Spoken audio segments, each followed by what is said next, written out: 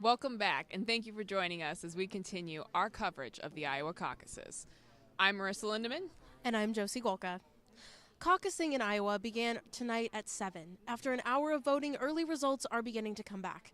Because of the unique nature of the caucuses, locations across the state wrap up polling and submit results at different times. Here is a look at the numbers we have right now. As expected, Trump has a very solid lead over the other contenders. DeSantis is second behind, almost tied with Haley and trailed by Ramaswamy. These numbers are very early and constantly being updated, making them subject to change throughout the night. We will continue to monitor results as they come in and keep you updated with the latest numbers. Despite the freezing weather, the candidates are continuing to host campaign events and watch parties to gather support.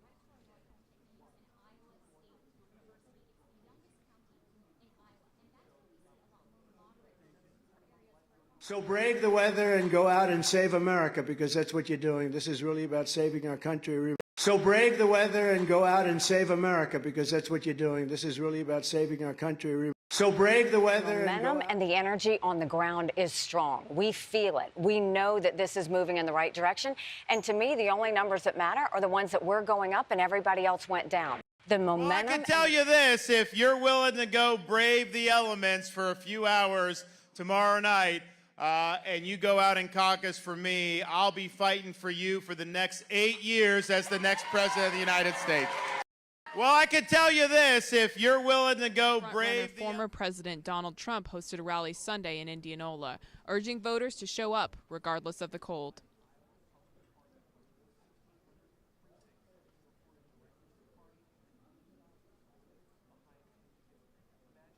Energy on the ground is strong. We feel it. We know that this is moving in the right direction. And to me, the only numbers that matter are the ones that we're going up and everybody else went down. The momentum and the energy on the ground is strong. Nikki Haley hopes for a two-person presidential race between her and Trump after tonight. And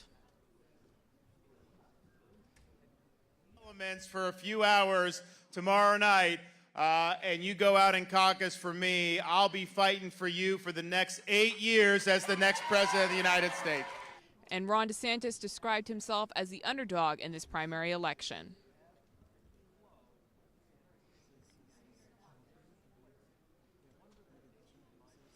But if you want to revive the 1776 ideals that this nation was founded on, that nobody's going to shut down that deep state, nobody's going to actually speak truth to power in the way that I will for you.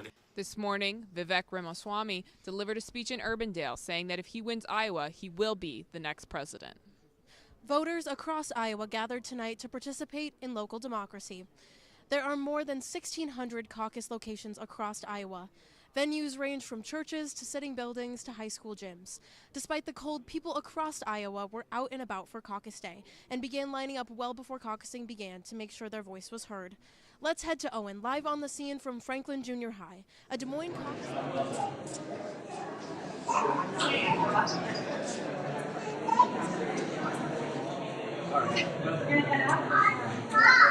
Hi, we're outside of Franklin Junior High, where constituents from 6 districts in Des Moines just finished voting in the Iowa Caucus.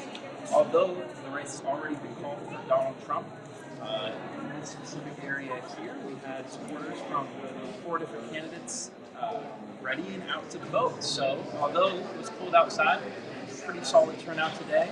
Voters came in through the entrance, and once registered in, were given one of these slips here.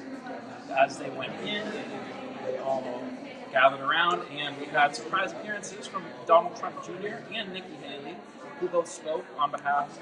Nikki Haley spoke on behalf of herself, Donald Trump Jr. representing his father, and then Vivek Ramaswamy and Ron DeSantis also had representatives. Trump Jr. spoke specifically about his father's past as president and his success there, while Nikki Haley prioritized support for Ukraine and economic growth. If you want to go over here, we can see where they all went down. Are we off? Earlier today, I had the opportunity to speak with Des Moines residents and learn about their candidates and what issues are most important to them in this election. Iowa voters were certain the weather wouldn't stop their passion for the caucuses. Okay, so who are you caucusing for and why? Well, I don't like any of them, really, but I think DeSantis is probably the least objectionable. I think right now it's almost a given that Donald Trump wins the Iowa caucus by a landslide. It's essentially keeping certain candidates in the race. So if Vivek polls, below 5%, that could be a sign that he drops out of the race. So I think it's more so what kind of alternatives do you give to the rest of the states? So that's what Vivek's and Apoorva's message to their supporters is burn with fire. And I am obviously burning with fire for excitement for tonight. I can't wait. Are you going to be going out to caucus tonight? I don't have transportation to get there. However, I do plan on voting for Trump. And anybody that don't sit there and get out and vote don't have any right to sit there and complain about who wins the election. Okay, so who are you caucusing for? As the primary election cycle unfolds, these voters and their key issues will become the focal point as the race for the White House officially begins and continues into New Hampshire next week. Back at the Iowa Convention Center, the media hub of the caucus's senior reporters from across the globe have gathered to cover tonight's events. I got the chance to talk with CBS correspondent Ed O'Keefe for his experiences in Iowa and thoughts on why Iowa stands out from the rest. Because of the way Iowa holds its contests, or for Democrats, used to hold its contests. It requires a different kind of organizing and management that you don't see in other states. It really tests whether a candidate has the money and the manpower to make something like that happen. The reason I like coming to whichever state is holding the first contest is you do get to see them before most of the country's paying attention. You do get to see them before they get crisper in their answers and more accustomed to the attacks or more accustomed to the questions. Because of the O'Keefe added that the Iowa caucuses may be the first, but they're certainly not the last stop on the road to the White House. This is only kickoff day. This is not the end. This is the beginning. And while there are going to be a lot of expectations set on Donald Trump to win this quickly, don't be surprised if somebody else prevails. More often than not, when we've asked people here.